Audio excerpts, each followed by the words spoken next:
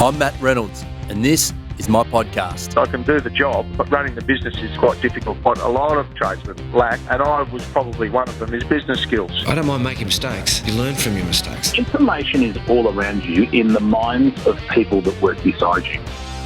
Alrighty, welcome back to the Trench Talk podcast. Adam Sand joins me again today, and I'm not going to go with the standard intro that we normally do because Adam has been on the podcast before, back in episode 47, one of the most popular episodes of the podcast to date because we delved into so many things regarding construction and the maintenance space, and particularly using technology in processes. So we're going to get into a bunch more of that stuff today because the world is changing. Adam, how is isolation? How's lockdown? How is coronavirus affecting you up there in Canada at the moment? Can you give us a minute or two on kind of like the state of play and how you as roofers are navigating this predicament?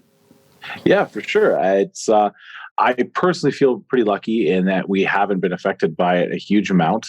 You know, all the political and conspiracy crap aside, it just doesn't seem like we've had too much of a problem here, specifically in Alberta, Canada, and even in Ontario, Canada, just north of New York, in the United States. It's still not as bad.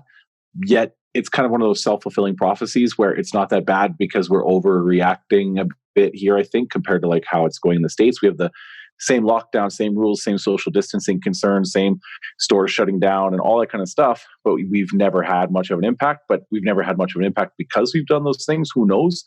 So it can be a little irritating and it definitely creates some challenges. You know, we have customers that don't call us in for safety concerns. They call us in because a roofer isn't socially distanced enough from the other roofer. That was kind of interesting that we were having that kind of stuff. But people are stuck at home and they're bored and they're angry and they're frustrated and they're lonely and they're lacking income security, and it gives people a reason to kind of get cranky. Yeah, sure. So construction is not shut down in Canada. I've got that right. You guys can still work as long as you adhere to those. Yeah, roofing is not shut down. And there's certain rules, like you have to have a hand washing station on site. You have to be socially distanced. There is some concerns, right? But as long as you're following them, then you're okay to go to work. So it sounds like the situation that you're in is somewhat similar to us here in Australia because construction maintenance are considered essential services. So it's okay to proceed, as long as you follow the right precautions and so on and so forth. So there's been a big push, not just in our space, but economically to move as much as you can, right, into the digital space because we can't get together anymore. So, of course, we're recording this your evening, my morning here in Australia over Zoom. But there's been a push to move a lot of our process in that online. How are you doing that? How is it impacting? Are you changing the way that you're doing things? Has it made a big difference in your procedures? How have you seen that in your roofing space at the moment? The greatest thing about it is that we were well prepared for this, not in that we knew it was coming or that we kind of predicted it. It's just that we recognize that one of the biggest challenges in roofing is that your estimate process would usually be done in the evening, 5 o'clock after work on, because customers would want to meet with you and ask questions, and you'd want to meet with them. You'd want to make sure both decision makers are home, and you wouldn't want to present an estimate to Tom and not Mary, because then Tom would be trying to reconvey information to Mary, and it would cause this issue where maybe what you do wouldn't be valued. And so if you're trying to be the higher price value contractor that does a good job and wants to get paid for your worth, it can be tough if both decision makers are home, let alone what happens if nobody's home. And so over the years, we've developed a process that included, it used to be an app called BombBomb. And now we've moved over to an app called Loom, mainly because the pricing was about 1/10 of the price of BombBomb. And so, we moved over to Loom so that we could do video walkarounds of our company cam projects, a video walkaround of the roof itself, a video walkthrough of the site project on the ground, and a video walkthrough of the quote. So it used to be that if we wanted to increase our closing ratio on daytime estimates when customers weren't home, other guys are just dropping an estimate in the mailbox or emailing them, and we would do the email as well. But we would also go in the truck, open up Loom on the iPad, and do a screen recording of us flipping through the company cam photos, discussing the process. Same thing with, we'd walk around on the ground and say, we're going to cover that with an air conditioner. This is what we're going to do in your deck. This is what we're going to do to protect your flowers. They can go on the roof and say, this is where I think the leak is coming from, or this is the kind of valley I think we should install here. This is what we should do with the ventilation, that kind of thing. And then we'd go again and also have the screen recording of the estimate and go, yeah, you got 93 bundles, 6 bundles of cap, 14 pieces of drip edge, 6 vents, 10-year workmanship guarantee. We'd go through the quote. So that was really already there in place to make it so that our customers could have all the information they needed to value what we were trying to sell when we couldn't meet with them on site. And it allowed our salespeople to do estimates from 9 o'clock till 5 o'clock. And that way, if they bang out another one at 5:30 and another one at 7:30, they were still closing at 30% during the day, when it used to be 10% or 5% on daytime estimates when they couldn't meet anybody, because you just fall into that price competitive environment. And then you're trying to convince salespeople to always be working in the evening. Then they're mad because they never get an evening off. Now customers can get all the information they need and have a good experience with us, as well as the salespeople can have a life just by putting those systems in place. The thing that also was really great for us was that we don't really worry about having an office space, right? We use Slack ridiculously for our internal communication. And so we don't need to be in an office space for training, for correcting things. If somebody asks how to do something, we've got both the app Trainual, and we use it a lot, connecting it with Slack. And somebody goes, "Oh, I don't know how to do this." Well, we've got that pre-built into Trainual videos, so people can do all the training for working as a sales rep or working as a production manager, working as a scheduler. They can do all that right within Trainual. So they can see and learn how to do everything, but then also like minute by minute, like, hey, can you do this? Or how do I do this? Or you can just quickly record a Loom video on your phone of how to do it in the CRM and shoot that over to them in Slack. We ask questions of each other in Slack. All of our work orders like the purchase order, like packing slips for what's going to be on site. If we need tools and supplies, all that stuff happens in Slack. They need a tool, they take a picture of it, and company can tag it as tools and supplies, and it sends a message in Slack. So then we just go to the Home Depot, we see everything in the tools and supplies channel. So there was never really an office for managing crews or the production or sales. It's all run inside Slack. And so having that digital office space was just stuff we did to avoid having to pay $5,000 a month for a yard and a shop when we're only running 7 months out of the year because of Canadian weather. So we feel that we were really well positioned for what happened, because to be honest, almost nothing has changed. Really, it's now when we do an in-person estimate, there's an awkward period where we don't get to shake the customer's hand. That's really the only thing that has changed. And of course, customers are expecting that as well, right? So there was that first week or two when you kind of went to someone's house and no one kind of knew exactly what they were meant to do, right? And we knew what we were supposed to do, but can you really shake that? There's all that awkward point. So it sounds to me that you've sort of taken the approach that even beyond, I suppose, company manuals for everything, but you've almost got your entire company processes either in video or photo format. Is that like a pretty accurate thing to say?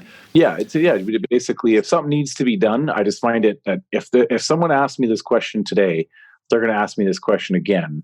And so I record Loom videos of almost every bit of instruction. So that way I can just re-access that video at any time. You can just search for like what you want to do.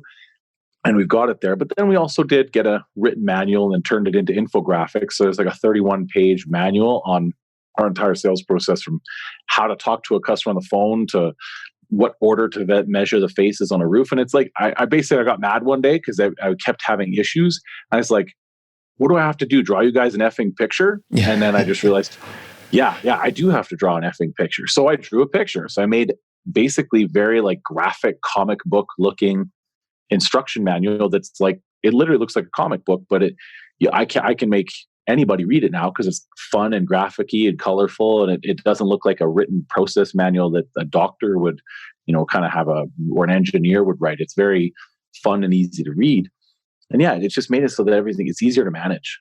So much evolves in this technology space, right? Do you have a system for like vetting new things? Because you've just reeled off maybe, I don't know, 5, probably more, maybe 10 different programs that you're using. So how do you decide which program to actually use? Because that's a big part of it, right? There's apps coming out every day, and what do you use and what don't you? Because some are a complete waste of time and some can increase profit significantly. So is there a system for going through that, or is it just simple trial and error?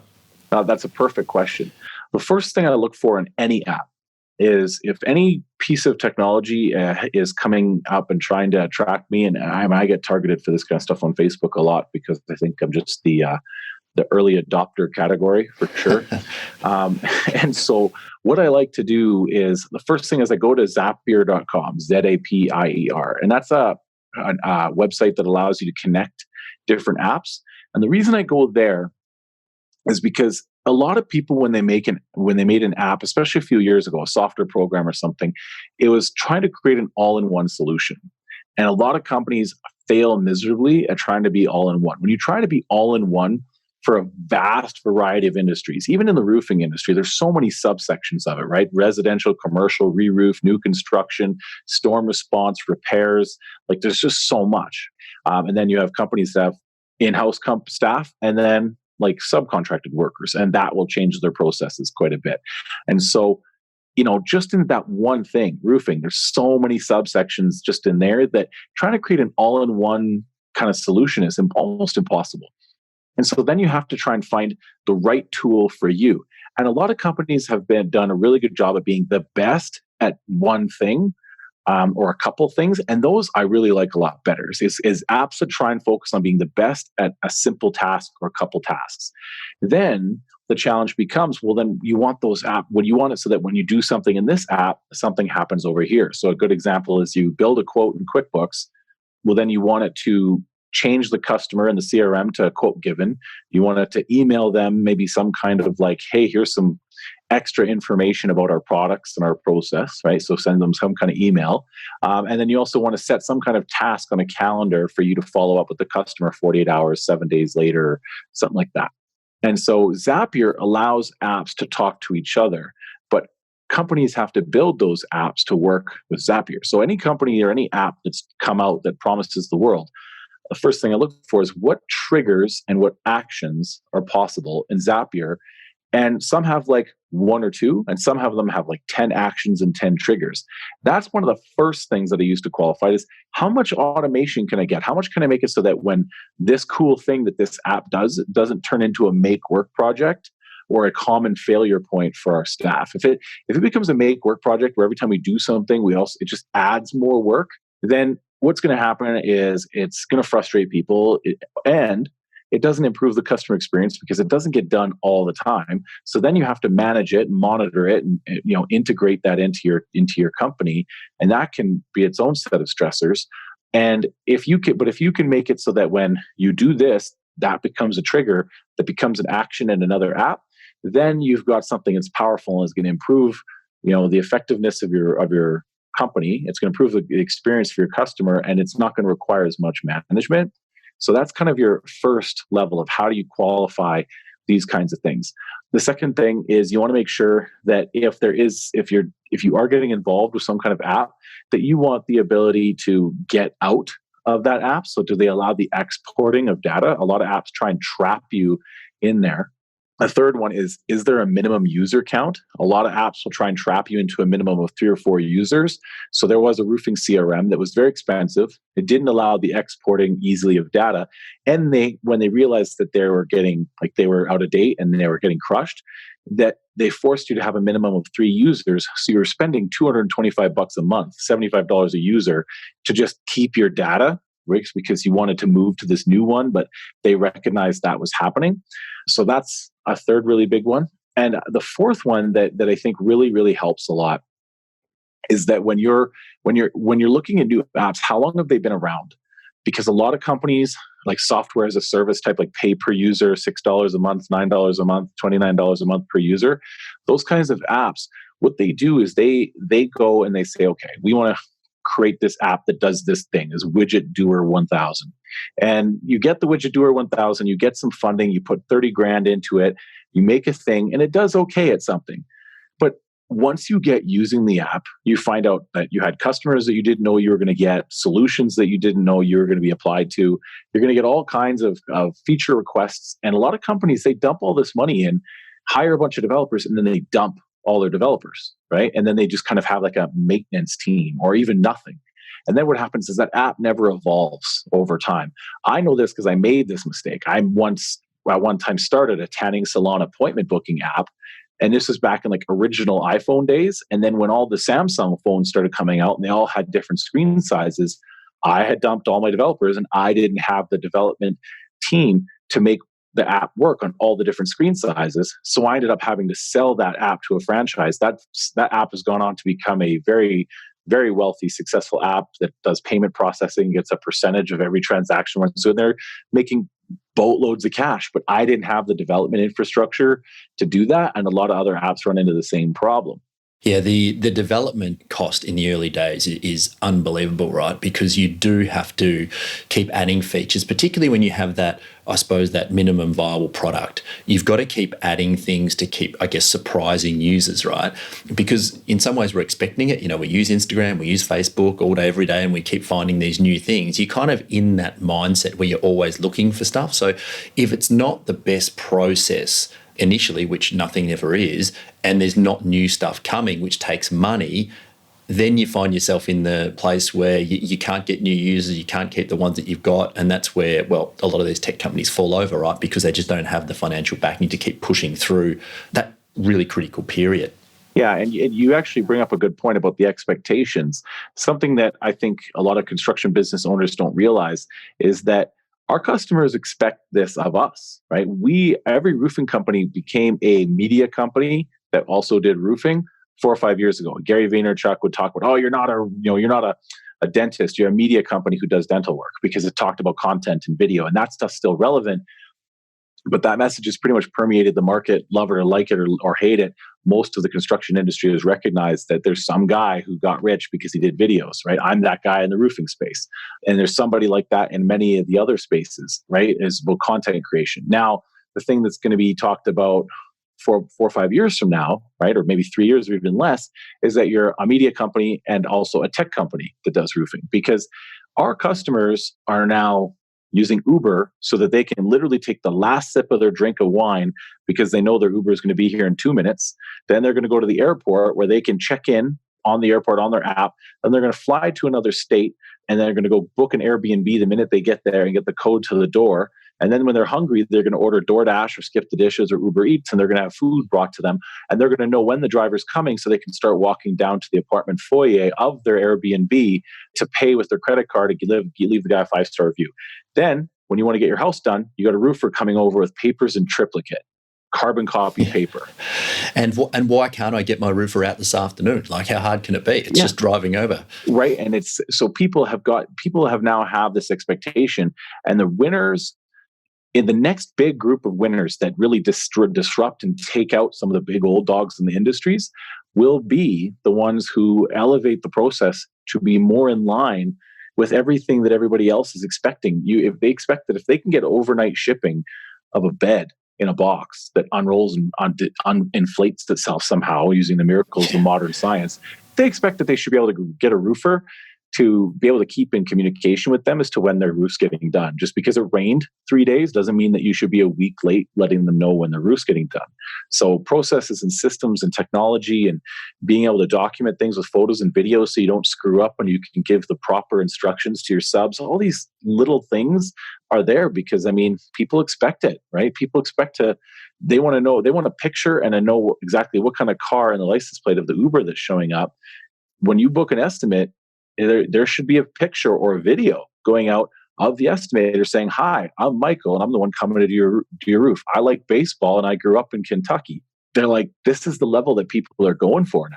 Yeah, that's right. And you can look into them and you can see sort of the type of work they're doing, and you can be sure that they're coming with the right expertise and all of these things that we just naturally think we should know now before we engage with somebody. So have you noticed that the construction and maintenance home services space, traditionally isn't a great adopter in terms of speed to a lot of this stuff. So have you seen that this COVID-19 and coronavirus situation has really sort of grabbed the attention of companies and sort of moved their focus to looking at some of these things to improve their processes? I guess the short way of saying is the coronavirus being the point where they've gone, hang on a second, we actually do need to move this way? I think it's been a huge catalyst because you're seeing, like in the roofing space, a small company is under $1 million, a medium company is like 1 to 5, 1 to 10, and then big companies are 10 million to 150 million. You're seeing $25, $50 million companies that have succeeded on knocking on doors in massive hailstorms in Florida, Texas, Colorado, etc. And they've gone and they can't knock on doors because that's a hate crime now. And you can't, if your process involves, folders on walls and offices and receptionists that work at big, giant desktop computers, and papers that need to be passed around and signed and done in triplicate, they're in crisis. They literally have been run at a complete standstill. And now they're trying to adopt all these systems. They don't know really how they work. It's an experiment. It's a trial basis. So even a company with a fantastic reputation is probably going to be the year of 1-star reviews for them because they're now, they're now coming in after the fact trying to do it. And I think this will be a catalyst for a lot of companies changing their processes and a lot of companies being successful. It'll be like the companies that thought that the internet was stupid and maybe it was good for like downloading music, but I don't need to have my roofing company on the internet, right? I don't need a website. And then now, can you imagine starting a roofing company and not having a website today? Yeah, right? It's not even, at one point in time, it was considered stupid. Why would you need a website? And what happens is the people who aren't the early adopters, like construction, they are blessed and cursed. They're cursed in that, that services and experts usually come to them later, but they're blessed in the fact that everything happens everywhere else first. If you just go look at what car dealerships and tech companies and realtors and barber shops and yoga studios, if you just go look at what they're all doing, generally, exactly what's coming to the construction business 3-4 years down the pipe because they kind of have to adapt sooner, right? Absolutely. And you've got to also understand how long some of this stuff does take because it's not an overnight, solution, is it? You can't just go, I'm moving to tech tomorrow. I'm assuming that to introduce a lot of the systems that you've done over a period of time, what would that take an average, let's just call it a 10 to 15 person sort of company, if they went from completely paper to completely digital, how long would that take, that transformation in your opinion? Right. Well, I helped a company in Hawaii do that once. Okay. And that's kind of a more recent example. And I went out there and it was essentially, first we had to build it. And that took like 30 days. And then once it was built, then we had to fly out there and train them on it. And that took like 25 days of training.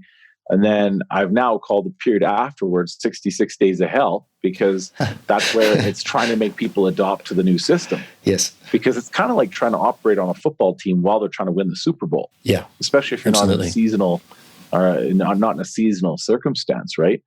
So yeah, it does take probably 90 days, right, to move over to a fully paperless system and have it be adopted and being used. And that's if you have all hands on deck. There's 2 key things that happen as well. One, you're going to have to fire some people. Some people are just going to say, well, that's not the way we do it. I don't like the new way. Like they're just going to be your biggest enemy. And then you're also going to have to hire someone. And it's a full-time hire, a hire that most of the people that I've talked to after doing interviews and stuff like this, I say you need an integrator, right? If you read the book Traction, there's a key personnel that you should have. It's an integrator. And that's a person who basically is the direct line to God in the company. The person who comes up with all the harebrained schemes is usually going to be the CEO type leader person. But quite often they've got a very high level view of the business and they're not rolling up their sleeves and getting into it at all times. So if you've got a manager working underneath you, so if you're a CEO with like a sales manager or a production manager, you can never integrate something down to the salespeople. And if you're running a good business, your salespeople and your sales managers and your production managers, right, or whoever your managers are, they're usually going to be pretty busy as it is. If you ask them, hey, are you spending most of the day just sitting on your ass, not doing anything? No, they're usually trying to run the company for you and do their job. So then there's this other position that you need, and it's an integrator. And it's a person that you say, hey, now from here on forever forth until further notice, we're doing this now. We're always making sure we have 22 pictures in company cam of these 22 things. Or we want to have this checklist filled out for safety in the morning, right? Or whatever it is. Well, then you need to have a way to measure and manage that, because what gets measured gets managed. But then you have to have a person whose sole responsibility in the company is to be integrating all the new processes, all the new systems, so that there's a person who just is your babysitter and your integrator, your person who's responsible for saying, hey, we did it. And by the way, this is a flaw in the system because not every job has this or not everything has that. And so they can't actually succeed at this because your standards are too strict. Or there's actually this workaround that I've caught them cheating on, right? Like, oh, everybody has to clock in every day. Well, then you see that the foreman is clocking the whole team in at 8:05, and the people who are there at 7:45 don't get credit for it, or he's just editing the time to 8 o'clock, and you can tell because every day his clock in is at 00 seconds, and so you know that he's manually editing his time. Your integrator figures that kind of stuff out and says, hey, this is the way that they're cheating the system. But your sales manager is too busy doing his job to do it. Your production manager is too busy doing their job to do it. The girl that's running the phones, you're paying her $9 or $13 an hour. She's not incentivized to do it. Any company who's looking to make a major transition or to continue to evolve should have an integrator position. It's not a very highly paid position. It's not like a $100,000 a year job, but it's usually a young person who's organized and would like to have that like feeling of importance, they're good communicators and they know how to, teach and coach without offending or pissing anybody off. And they want to be a part of making all these new changes, because it's going to take someone to champion it forward. And a lot of times those bigger companies are too busy. Even those smaller companies, you're wearing 5 hats. The best thing you could hire as a first or second hire is maybe getting an integrator, someone to help you kind of champion those new ideas. Because the really difficult part is the cultural element, right? There's putting the good system in, first of all, designing the right system, and then putting it in. Then there's obviously training it. Then there's becoming good at actually using it, right? And there's different levels that are built within there. I'm not sure if are you a basketball fan? Are you watching The Last Dance as it sort of gets released at the moment?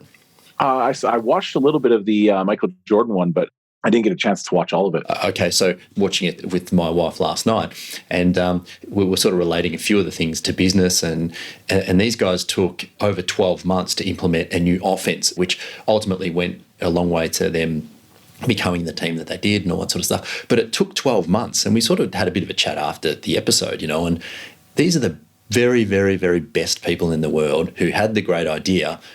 It was obviously going to work, but it still took them 12 months of practice to actually perfect it. And when you sort of think of it like that, it is a lengthy process to get good at it, right? Because doing something and being really good at it are two completely different things. Mm-hmm. And if you can get to the point of being really good at it, if it's hard, the rest of your competition isn't doing it.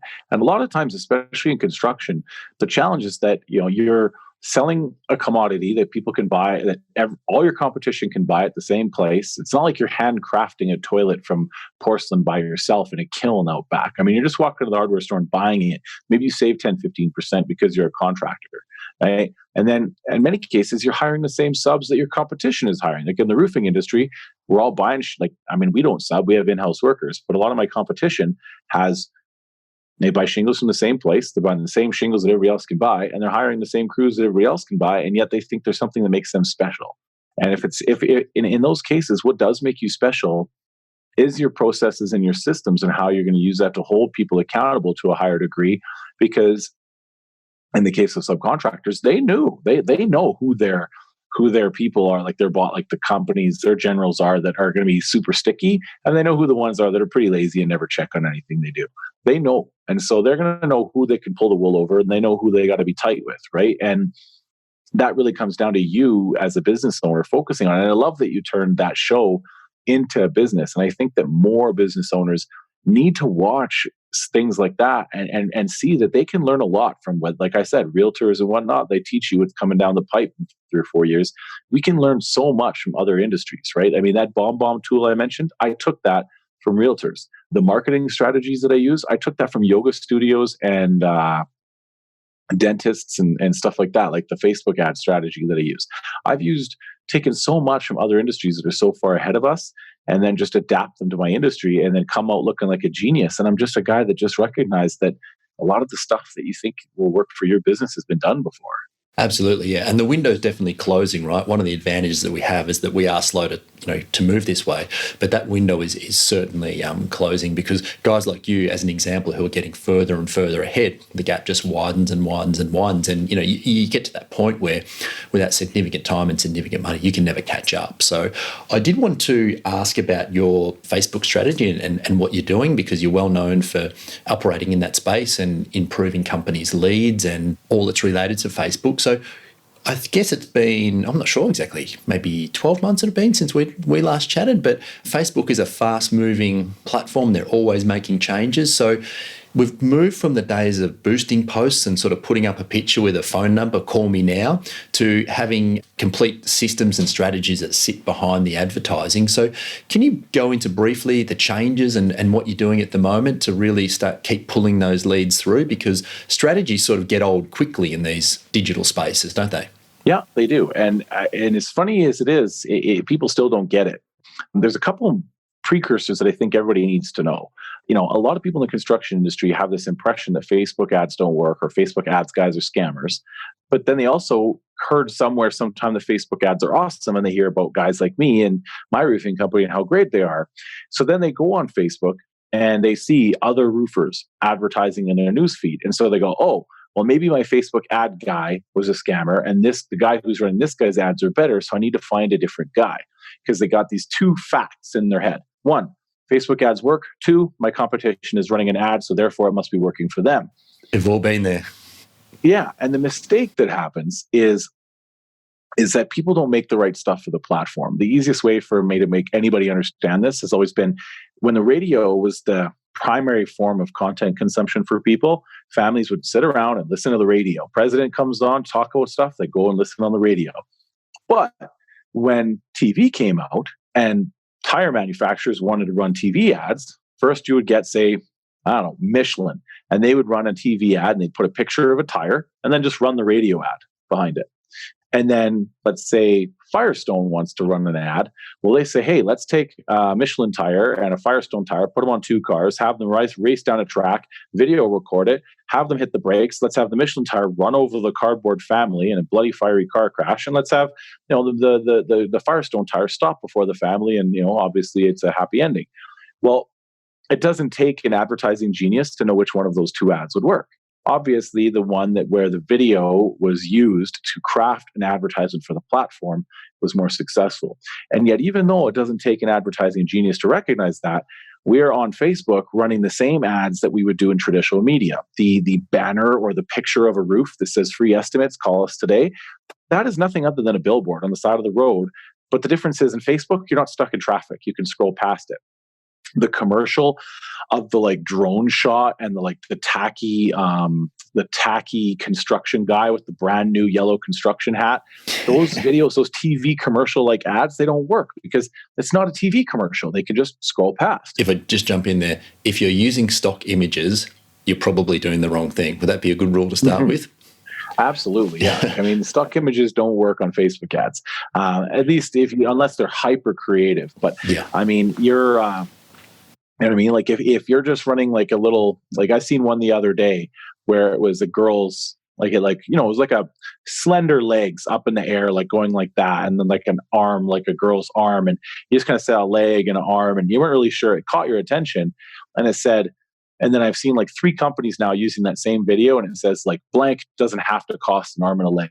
So that's a stock video. That's pretty creative. But again, does that add any value to your company? Does it make you any, all you're really saying is it's creative because it's an arm and it's a leg and it's a girl's leg. So it's going to catch the attention of some people. And, roofing doesn't have to cost an arm and a leg, but that's not really the advertisement that you want to say. Now you're just competing on price right up front. But for the most part, no, stock imagery is not going to work. Facebook's a place where we go to connect with our friends and family. Grandparents get to see pictures of their grandkids. You can go and see what crazy stuff our political leaders have said lately, all these kinds of things.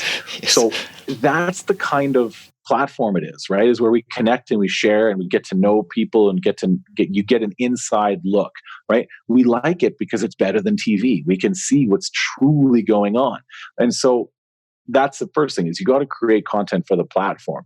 That being said, different now as in in this current point in time is that I've tripled my Facebook ad spend, because it used to be over the course of years. In 2014, it would cost you $3 to reach 1,000 people. Right? And I used to joke you couldn't climb on top of a building, print off business cards, and throw business cards off the side of a building in a crowded street, and you couldn't get 1,000 business cards to hit people on the street for $3. And then over time, that creeped up 4 or 5. And then, lately it's been sitting around $10 to $12 per 1,000 people reached on Facebook. So if you want to put a video in front of them, it costs you $12 to show up in 1,000 people's news feeds. Well, the thing with Facebook is you have to look at it as an inventory, right? Let's say you, right, Matt, you open up your Facebook 10 times a day and you scroll 2 feet down the news feed. Well, you've just created 20 linear feet of potential advertising inventory space. Well, now people are opening up their Facebooks 30 times a day and they're scrolling 10 feet. So there's 300 linear feet of potential advertising space. So what do we know? Supply and demand. The inventory of potential advertising space on Facebook is super high. And so now, therefore, the cost has been driven way down. So now like a month and a half ago, we were again seeing $3 and $4 cost per 1,000 impressions. That's creeped back up to 5 or 6, but it's still half of what it was a year ago. And so right now, people are on Facebook more, and they're also thirsty for content that's not really related to COVID-19.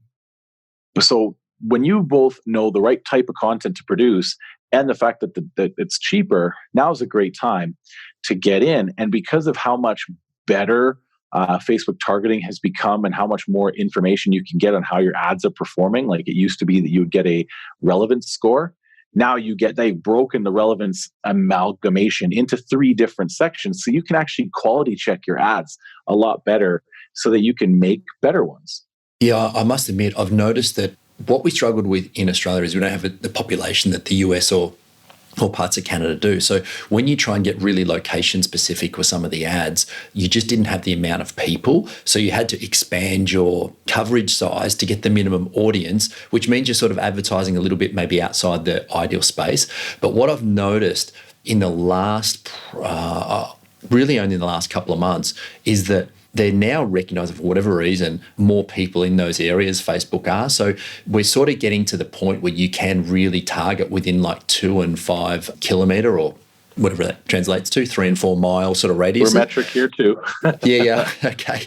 So you can actually be specific in those areas, which is a big change that I've noticed, which just goes back to directly the success and relevance of your ads, right? Because they're actually hitting the right people. Well, yeah. And when we're talking about relevance of ads, like if people want some like easy wins to do right now, it's like one easy win is occupation-based ads. I'm talking right, with all the essential services right now, I kind of put out a funny video a while back because people were concerned about how all these people were losing their jobs. I said, gee, wouldn't it be nice if there was like a place where we could put an advertisement that, we could only show the advertisement to people who had a job? That we just imagine if there was a list somewhere of all the essential services and we could just tell this platform that we only want to show ads to the people of those essential services. Wouldn't that be handy? Because it's Facebook. Yeah, you can say, attention nurses, we're here for you. We have special pricing on now for all of you because we have a hero discount for anybody who's an essential service member. Hey, truckers, we have a special discount for you because you're an essential service and we appreciate what you do. Hey, delivery drivers, we have a special price. You can make 9 ads of 9 different occupations and basically saying the same thing with a camera that you hold in your hand and do that. And that's an easy win. And we were generating $20 leads with a client we took on in their first week. And that's almost never happens. I usually say for the first month, I'm going to get 2 leads for $1,500 a pop. And we managed to pull that off. The other thing that is an easy win is you're talking about local. Well, you talked about relevance. So what's more relevant than if you live on Brown Street or if you live in the Glastonbury neighborhood, well, then record a video talking about how, we're doing a new roof in the Glastonbury neighborhood. And we're just, we love the homes around here and we'd love to get more work in the area. And we actually have a special price on now. If you give us a call in the next week, we have a neighborhood deal going on because it costs us less money to drive around to 10 estimates in the same area. So we're going to pass those savings on to you. Give us a call now. And then you run that ad 365 days a year. Who cares? It's just now everybody in the Glastonbury neighborhood thinks you're down the road. Well, let's go get a quote right now. And you record 20 videos like that, and you just target all the different neighborhoods. And yeah, you might only get the ad to show to 12 people a day, but I mean, over the course of a year, that's highly, highly, highly effective, because people in Glastonbury are going to be seeing that ad and going, huh, they're in my area, right? Yeah, and you can, like you said, hey, nurses, we're in Glastonbury or wherever. That ad, it penetrates quickly, right? It's recognised quickly, because there's two things that most ads don't do.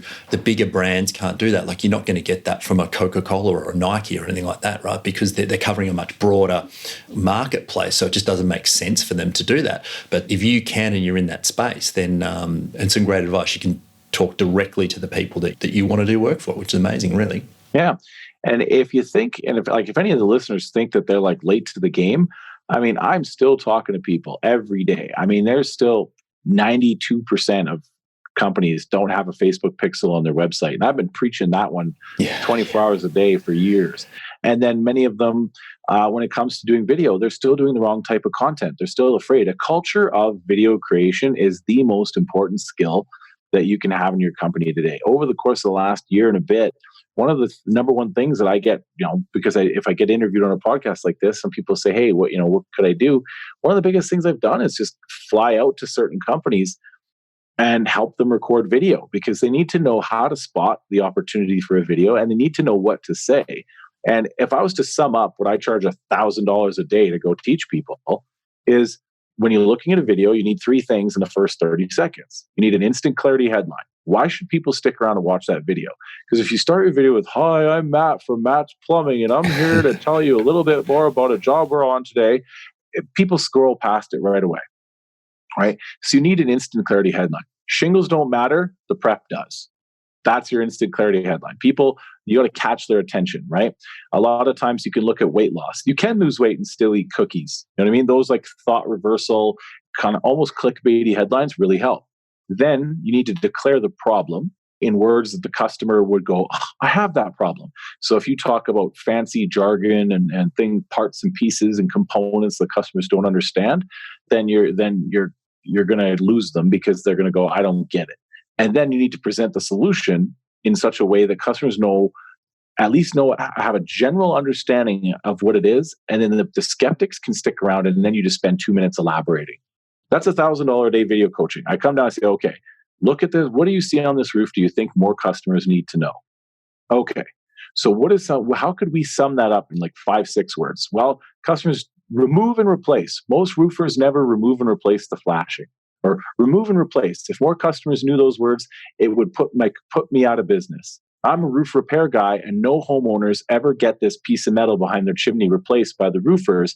And if they did, it would probably make me get 80% less calls a week repairing roofs. See, and then you elaborate on how the flashing comes apart and how it goes together and why it's important and what it does and how the water comes down it. But that's really what it is. Remove and replace. If more customers knew those words, it would put me out of business. Most roofers don't actually remove and replace the flashing or even discuss it when they do. Like, that's it, right? And then, so if you can instant clarity headline, declare the problem, present the solution in 30 seconds, and don't say, hi, I'm John from John's Roofing, your videos will immediately go to a higher performance level. And when you're trying to measure the effectiveness of your videos and your Facebook ads, if you have a Facebook ad guy right now, you say, hey, when I do these videos you tell me to do, or hey, we put out a video or a commercial or whatever, what is my reach number for the last 7 days? And how many people watched 50% of the video? That's two metrics that are pre-built into Facebook. Sucky is 0.5% to 1%. So 1,000 people were exposed or reached, and 1 or 10 people watched the video. It's terrible. Stop spending money on that ad. A goal is 10%. Excellent is 25%. And right now we're seeing good videos get watched twice. So you're seeing a reach of 800 and a 50% video view of 961. I had that call like 3 hours ago, and we're seeing that nowadays. Nowadays, people are actually watching videos multiple times if you record the right kind of video content, again, for the platform, right? Understanding what Facebook's about. In particular, I suppose, with the flashing or the metal on the chimney that you just described then, I guess if someone's in the right suburb, it's targeted to them, you even get the occupation right, they're having their roof replaced, then all of a sudden it's like, hang on a second, I really need to know this so I don't get caught, right? So that's where you're going to go back they're going to go back and watch the video multiple times, which is awesome. I mean, an ad watched twice, that's crazy when there's so many other things on offer in your feed. So much content to watch. Yeah. And it's like, if you know certain neighborhoods, if you're in your construction trade, if you really know what you're talking about, you know certain neighborhoods have certain problems. I know that all the Wedgwood cedar roofs don't last because they're all put directly on plywood and they rot. I know that all the houses in Terwilliger are super steep, super close together, and nobody put downspout extensions on. And the roofs are always, the quotes are, nobody ever puts downspout extensions on, so water runs across the roofs, and now they have valleys and vents that are trashed because they're undervented and don't have good downspout extensions put on. I know there's certain neighborhoods what the problems are. So when you say like Terwilliger homeowners Terwilliger homeowners suffer from this every day, or Terwilliger roofs don't last, and this is why. There's your instant clarity headline. Most people don't put a downpipe extension on, and then you have the shingles rotting in one place. The solution is we put a $10 pipe on, and the fact that your builder basically cheaped out on $20 should leave you frustrated. Here's what we could do, and this is what we would do, and this is how we do it, and this is the kind of stuff we buy, and this is the kind of materials we use, and we believe in this product name. That's the elaboration. But $1,000 a day video coaching is instant clarity headline, declare the problem, present the solution. And if you can include in your problem or in your instant clarity headline a neighborhood that is afflicted with that, then it's great, because then there's all kinds of business efficiency and economies of scale that happens. If you're doing 12 houses, upgrading their ventilation and putting downspout extensions in one neighborhood, well, then all of a sudden now your cost per sale, your cost per your operating costs, like your labor costs, you're not paying to drive to 13 different neighborhoods a week.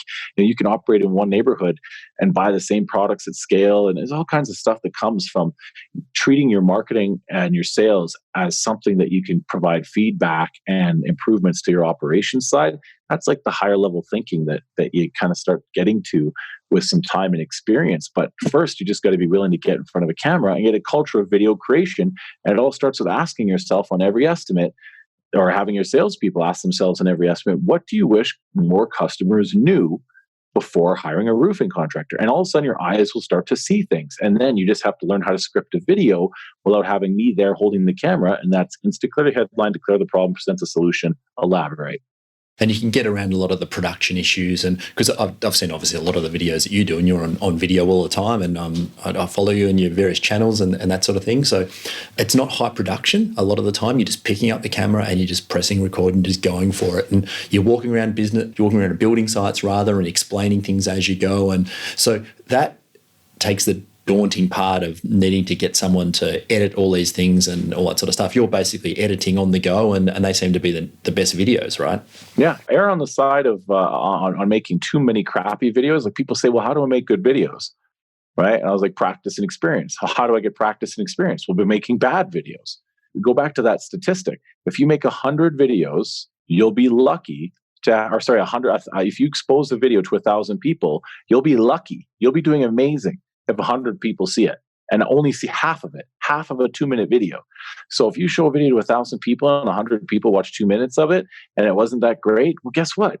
That cost you $12. Yeah, that's crazy. Right? And right now it's costing you $6. For $6, you can learn, you can see, like, we watched a video of a client today. We're just sitting there and saying, okay, you had exposed this video to 2,300 people, and you had 1,800 people watch it for 10 seconds. You had 1,800 people watch it for 2 seconds.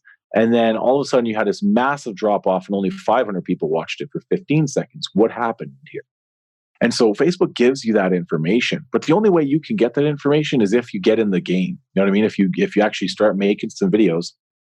And then I've seen other customers who go through all this effort of recording and producing a video to try and make the perfect like hail commercial, because hail, they got a notification that hail was coming tonight. So then they go and spend $220 on some emergency video guy that's going to edit and snip together all this stuff. And then the hail doesn't even hit the city they're in. You know what I mean? Or you could just make 5 videos and test it. And then next hailstorm, you'll know what works and what doesn't work. And I love it because we can provide insight into who we are as a company. We can anytime there's an opportunity, I'm not saying they're going, oh, we don't have our lav mic and our DSLR camera, and like, oh, we need to script this out. It's like, no, just make a lot of videos, dummy. Like just make a lot of them. Just keep going and going, for like 2-3 months, because our ability now, I mean, we turn on the Facebook Live now and people ask for estimates in the live. Like I can literally go on a roof, start talking about, the other day it was a step-by-step guide to stressing out your roofer. It was a video I did the other day. I go do one estimate every 4 or 5 days. And this one happened to be one where they did the landscaping, they redid their windows, they redid their window fascia, they put glass handrails on their deck. Like they did all this stuff to their house. And now they want a roof done. And roofs are like, can get pretty messy and a lot of debris flying around. And I'm like, this is exactly how you stress out a roofer. Well, the customer watched it inside the house and immediately understood why they should hire a good roofer, because now I basically recorded a video while I was on their estimate. So they said yes to the roof when I got down because they watched a video of me just being candid on Facebook. But then also someone else requested a quote and they said, we were thinking about getting our deck done, because this customer had like a beautiful vinyl deck with like the nice metal handrails to the glass. And I'm like, now I got to cover these handrails, protect the glass, cover the deck, and all this kind of stuff. And they're like, we're if they're like, do we get a deal if we don't do that stuff first? And I was like, yep. And then they requested an estimate right there in the Facebook Live. And what did that lead cost me? Absolutely nothing. But it just comes from being consistent. Yeah, 100%. And I see you've got the company cam T-shirt on. So I told Nick from Barnes Plumbing that I'd pass it on, that he listened to the last podcast that we do. And I think you guys actually connected at some point. Yeah, he did. He messaged me and said he was using it and loved it. Yeah. So he wanted me to pass that on and still is using it. So I'll give him a quick plug there, barnesplumbing.com.au, I think is their website there. And do a lot of stuff on social, following the lead of the likes of you and others. I just want to ask about a couple of tools. The main one being reviews. I notice on your website now you're using Bird Eye, which has come up a few times now for me. You said it was the year of the 1-star review. So we've got to think about these things. And then there's obviously tech tools out there like Bird Eye that help you manage it. So how do you think about reviews? What are you doing with reviews? And is Bird Eye, is it beneficial to you and Sargeants Roofing? Bird Eye for Sargeants Roofing has been awesome, and we've used it for other people too. And a big thing is that Facebook reviews will be so important. And the nice thing about Bird Eye is, again, it integrates with Zapier. So once we convert an estimate to an invoice, and then the invoice is marked as paid, or by credit card or however, as soon as it's marked as paid, it goes in our CRM, tells our CRM that now the job is done and paid for. And then it automatically sends the trigger, right, is the invoice paid in QuickBooks. In the CRM, an action as it moves the buyer's journey status from install scheduled to install completed and paid. And then it sends a review request from Bird Eye. And so then now we know the customer is going to get an SMS or like a text and email saying, hey, thanks so much for the business. This is our little journey that we've been on. Sends them a little picture of me and Joe on vacation holding up our Sargeants Roofing jackets and says, thanks for helping us build this little dream of ours, and asks them for a review. And customers always want to give a review, but sometimes life happens. You know what I mean? You leave, dog barks, baby cries, boom, they forgot about it. And so they also get a reminder from Bird Eye as well. And you can set up a number of different reviews and stuff, reminders and stuff. And there's a lot of different tools out there, right, that can do it. But I just like that one because it was so easy to integrate with Zapier. And I think reviews are more important than ever. And if you are making sure the times you screw up, and if you're a company that's in the process of evolving and moving over to these new systems and dealing with this COVID, people are stressful and angry and all these kinds of things, the bad reviews, they're going to show up automatically. So you want to make sure you're getting enough 5 stars to smush them down, because you can't delete Google reviews. And we have the most Google reviews of anybody in our city by a fact, like triple the next highest. It's not just because of Bird Eye, but Bird Eye allowed our happy customers to get enough reminders and enough, to say that, that's right, we should give Sargeants Roofing a review. And so that's been a key thing. But then also, if you're having a troubling experience with a customer where maybe you're like, this customer's been really picky, we actually have a button inside our CRM that says don't send review requests, so that when the invoice is paid, if we know that the process has just been a little bit challenging, and it's very rare. I think I've clicked that button 4 times in 3 years, but sometimes you just know that this customer is you can't please everybody. And you're just like, what, we don't need to add the extra insult to injury by sending them a request for a review when we know we screwed up, or we know they just don't like us. And right now, people are more stressed out than ever. They're the kinds of people that, like we had a customer get mad at us the other day because we asked, she thought her house was really, really big and, or that her job would be really, really expensive. And we looked at it on Google Maps, and my one of my estimators was looking at it. There was a big house there. And she said, no, that's not mine. Mine's the blue one. He's like, oh, you're talking about the dinky one right here? And he said the word dinky, which not the smartest choice of words. And, but at any other time, it probably would have just like not been a thing. And it's just the word he uses for small. If he said, oh, it's a small blue one, it maybe wouldn't have been offensive. But his verb for that or word for that was dinky, and it just blew up. And so people right now are a little bit hypersensitive, and for good reason. They don't know if the world's coming to an end, if their family's going to die. It's probably a pretty stressful time.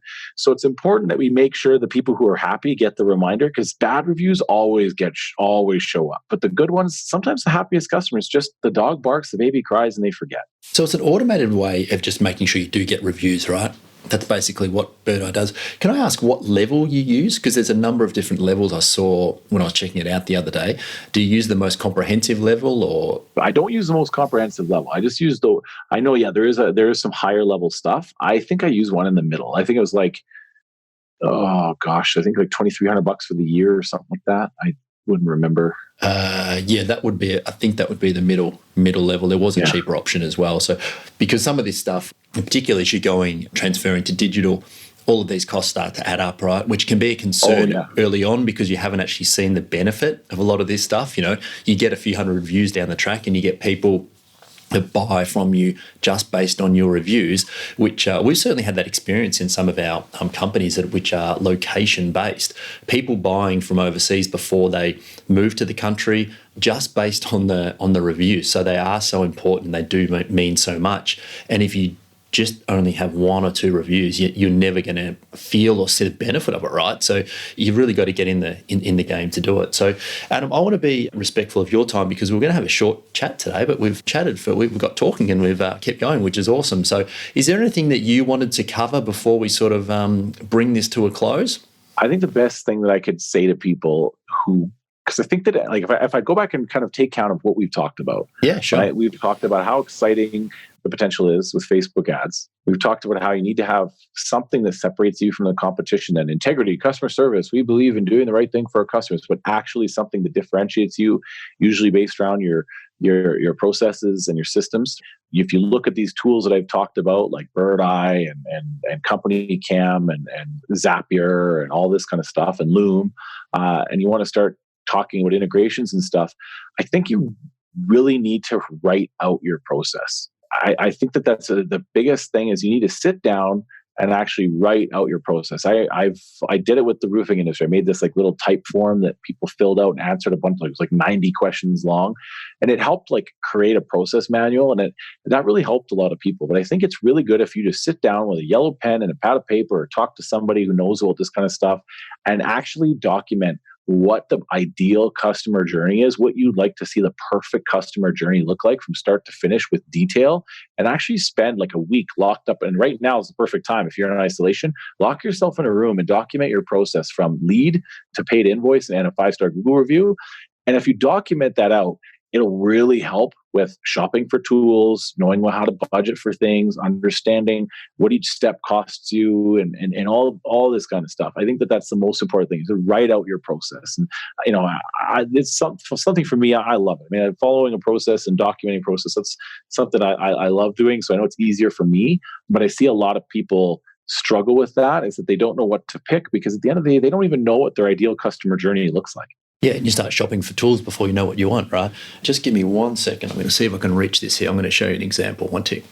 I know I had this here because I just pulled it out yesterday, but a process map can look something. This is when I first started the podcast. This is just a whole bunch of arrows on a big bit of paper about how the podcast kind of like gets put out, right? So, and there's probably, I don't know, there must be 60, 70, maybe 100 boxes on that bit of paper, which is just my scribble. And after a while, it does become automatic. But you can go back to these things and address them, right, and really see holes and see faster ways of doing things, and tools that can replace 2 and 3 processes and automate them. So it's a very valuable thing to get down on paper so you can audit exactly what you're doing yourself. Yeah, and that's it's such an important, it's funny that you say that, because I mean, we have that exact same process, like where you map it out and you write it all out. And I mean, if you don't have it, if you have it kind of mapped out so that you have some yeses and some nos, and if this happens, then that happens, and what you do, it allows you to think about it in terms of how a lot of digital marketers do. They all think about things in terms of funnels. Well, if you download this thing, then you get this email. And then if they get this email and they click this link, then they get shown that video on Facebook. And then if they see that video and they watch half of it, then they get put in this custom audience. And then that's what makes digital marketers so effective at selling dog toys and information products and video courses and all these things that we end up buying on the internet. And if we as construction companies recognize that this is how people like to shop for things, that they like to be nurtured, that they like to be warmed up over time, that they like a business to invest a little bit in showing them who they are, then you can do this with a construction company and be ridiculously effective. And it will frustrate the large companies in your market, because they're looking at it going, what do you mean I got to do all this stuff? I just want to put out 40 bus benches, hire 20 door knockers, put up a radio ad and a full page color ad on the yellow pages and be done. But you can't buy the top spot of Google. You just can't. Google doesn't owe you anything. Even if you have $1 million, you can't buy your way to the top of Google every time in 2 months. You just can't, because Google knows that you could quickly be a flash in the pan business. And even if you have $1 million, you could still lose your $1 million, go broke. And then their users found the wrong person on Google. You have to invest in your brand and your online piece of real estate and creating the kind of content that's going to deliver value and improve the value of your company. But we also live in a world now where roofing websites or plumbing websites or whatever company websites are an investment. They're a piece of real estate that generates business ongoing forever. And there's some companies out there now that, not that I suggest that anyone goes out and does it straight away, but 6 figures and plus invested in some of these websites now is not uncommon anymore, I'm finding out. So there's a lot of money, there's a lot of time going into this space. So if I can trouble you for just one more question, Adam, the thing that I get asked all the time is that if I go onto a website, I go into Sargeants Roofing and I have a bit of a look around, even if I'm not from the area, and then I exit, why is the next ad in my Facebook feed from you guys? How does that work? I'm blown away that question is still being asked, but I have the curse of knowledge. So essentially... Sorry for asking in advance stupid questions. Oh, no, not at all. I just really feel like I'm not doing my job if I haven't told everybody about this yet. But I think a lot more people would benefit from knowing it, because then they'd understand that, Facebook didn't make them vote for Trump in the States. You know what I mean? It's basically the pixel, right? The Facebook pixel is like a little security camera on your website that allows you to essentially get access to every person who ever hits it. And so if you go and visit sargentsroofing.com and then you notice that you're seeing my videos on Facebook, it's because on my Facebook ad platform, I've said, if somebody goes to my website, I don't need to know who they are, but you do, Facebook. So since you know who they are, can you put them on a list called website visitors in the last 3 days? And then I want to set up what's called a reach campaign. And there's like all different kinds of campaigns that you can do on Facebook. But a reach campaign basically says that I want to reach as many people as possible, as quickly as possible. So I say, I want to set up a reach campaign that I want, when they open their Facebook next, I want to be the first ad that shows up. And, you pay a little bit more money for a reach campaign. Maybe you'll spend $20 per 1,000 people reached, but you'll show up first. And all you've done now is you don't get to know who they are. It's just Facebook does, because you put Facebook's security camera on your website. And so Facebook just takes your instruction and uses what they know about the users and what you as a visitor on my website are. And if you're a web developer from India and you just went to my website so that you could find something wrong with it and then send me an email saying, hey, this thing on your website is broken, we can fix it, we run SEO for your company, I don't want to waste my ad spend on that. Yes. But if you're a homeowner who lives in Edmonton, Alberta, right, and you were recently on the website for GAF shingles and Owens Corning shingles, and you were just on my website for 2 minutes, well, you're a high intent user. So I want to make sure that you get shown my ad. And there's ways to modify things in Facebook to do that. And it's incredibly powerful, because it allows you to be recent, relevant, and provide all kinds of value, because you know what kind of content people are looking for based on what they do on your website. Right? If they were just on your gutters section or your siding section or your metal roofing section, well, don't show them a video for asphalt shingles if they're just in the metal roofing section. Show them videos about metal roofing if they're in the metal roofing section. So there's a lot of ways to use it. And if That's what frustrates large companies, is because a person knows how to use the Facebook platform well, combined with a client, a roofing company, or other contracting business that has a culture of video creation and focuses on more videos that deliver value and just bring customers on the inside track of the knowledge. Those two things are very, very formidable. Yeah, absolutely. I couldn't agree more. It's knowing how to use that platform is just so valuable, and it's always changing and it's always getting better, and you've got to keep on top of it, right? You've got to stay in that world and keep just going back and forth. You take a couple of months out, you go back in, and the entire platform could be different. And that's what blows me away about a lot of contractors is like, if their truck breaks, they go to a mechanic to get it fixed. If their air guns break or something like that, they're going to go to a small engine mechanic and get that fixed. They might do some maintenance themselves. If their accounting needs to be done, they go to an accountant. But then, because of Facebook as a platform that they use every day, and they go on Facebook and they watch videos on Facebook, for some reason they always want to dive in and try and do their Facebook ads themselves. And it just seems to me like there's a lot better things for you to be doing as a business owner. You wouldn't choose to, like, the CEO of a $10 million company doesn't get underneath his truck and change the oil. They just don't. It's not that they don't know how or they're too good for it. It's not the best valuable use of their time. And yet you should know enough to be dangerous so you don't get ripped off, and you know it works, but know how to hire. Don't know how to do. Yeah. I think what a lot more people need to do. Yeah, sure. Sound advice, right? And if you're not in it every day and you're not an expert, then you're probably not going to get expert results, right? Exactly. Your Facebook advertising company is probably not going to jump up and throw a roof on with a better efficiency than what you can do. So exactly. The reverse applies, right? All right, Adam. So how do people contact you? Where do they go? What's the best way to get in contact and start to maybe converse a little bit on these social platforms and that as well? It's just essentially, if you Google roofingbusinesspartner.com and you click on that, believe me, I'll find you. They can go there, roofingbusinesspartner.com, and then I will have that pixel on there, and I will be then showing up in your news feed. Or you can just hit me up on Facebook, Adam Sand, and I'd love to hear from people, right? But roofingbusinesspartner.com is a great, easy place to find me. And then when your dog barks and your baby cries, I'll still be following you around. Yeah. Awesome. All right, mate. Thank you so much again for your time. I could really talk to you for hours and hours about all of this stuff because it changes so often and there's so much more to learn. So thank you so much for carving out a little bit of your evening, and I'll chat to you again soon. It was a blast. Thank you so much. I hope everybody gets a lot of value and enjoys the post. Hey everybody, it's Matt again. Thanks for listening. Just a couple of things before you guys clock off. You can get all Trench Talk episodes at xrm.com.au/podcast. You can also sign up for other goodies at the same site. Just plonk your email in there and you are covered. That's X for X-ray, R for Romeo, M for Mike.com.au/podcast. If you really like what I'm bringing you, please head to iTunes, subscribe to this show and leave a review right there. And lastly, if you want to contact me directly, type the @ symbol followed by Mr. Matt Reynolds into your search bar and you'll find all the social links. Goodbye.